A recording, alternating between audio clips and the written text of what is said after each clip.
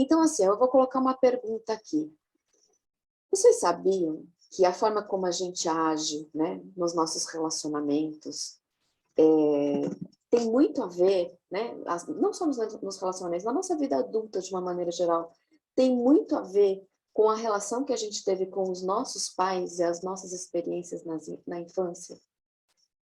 Vocês sabiam disso? Pois é.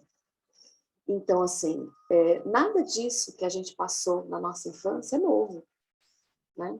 Então a gente fala assim, ah, não, porque minha mãe fez isso comigo, meu pai fez aquilo comigo. Gente, isso vem de gerações anteriores. Isso tem a ver com a educação que os nossos pais passaram, que os nossos avós passaram, né? Aquela educação baseada na autoridade, promovendo sempre o quê? Medo, culpa, crítica, né? Era o jeito que eles encontraram de nos educar.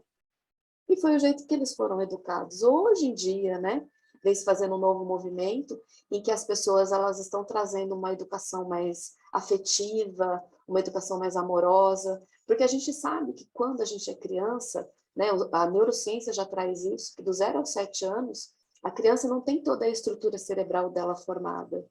Então, na nossa educação, né, foi exigido que a gente tivesse comportamentos e posturas de adulto, enquanto a gente não tinha condições de estar elaborando aquele raciocínio dentro da nossa cabeça, né?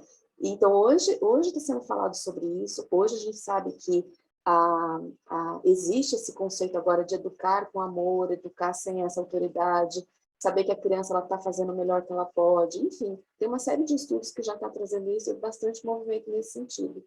Mas com a gente não foi assim, né? Infelizmente, a maioria de nós não passou por isso. E os nossos pais também não, os nossos avós também não. Por isso que não dá para a gente ter julgamento, né? Porque cada um fez aquilo que podia. E, inclusive, gente, eu vou um pouquinho adiante, a gente, enquanto pais também, de alguma forma, a gente pode ter reproduzido essa educação repressora, autoritária, né? A gente pode ter até, diante dos nossos filhos, a nossa criança está ali querendo cuidar da outra criança, né? Aqui quem manda sou eu, tem que fazer as coisas do meu jeito, como eu quero, né? Isso é coisa de criança, a criança que faz isso. Essas são as birras das crianças, né? Então, o que vem com tudo isso, né? Com essa educação repressora, com essa educação autoritária, que a gente foi sempre embutido de medo, culpa, crítica. A gente vira um adulto inseguro, com baixa autoestima, baixa autoconfiança, sentimento de inferioridade, culpa, desvalorização, rigidez, né? A gente critica a gente mesmo, a gente critica o outro, e tantas outras coisas, né? E tudo isso com causa raiz lá na nossa infância. E assim, e para a gente ter uma vida saudável, né? Sem esses limites e esses bloqueios que esses padrões lá da infância acabam imprimindo na nossa vida adulta, a gente precisa acolher a nossa criança interior. Você já deve ter ouvido esse termo, né? Criança interior. Esse termo é um conceito que vem da psicologia, e é uma forma que vem para se referir à energia psíquica, né? Que está ligada ao nosso sistema de crenças, aos nossos afetos, e a forma como que isso foi construído na nossa infância. O Jung, né, que era um discípulo de Freud, e também foi o fundador da psicologia analítica, ele defendia, né, que em todo adulto existe essa criança. E hoje a gente tem muita convicção de que isso é uma verdade, né? A criança, ela é eterna. E ela está sempre querendo vir a ser. Ela quer se desenvolver, ela quer se realizar. Em maior ou menor grau. A criança que a gente foi, ela se mantém ativa em nós, com seus anseios e as suas carências. A criança é aquela parte de nós que quer ser livre, que quer ser criativa, espontânea. Só que, dada aquela educação repressora, aquela educação autoritária, ela se encolheu. Ela ficou lá encolhidinha com medo, com receio. Às vezes a gente fica procurando ser validado no outro, né? Como se a gente não pudesse dar trabalho, né?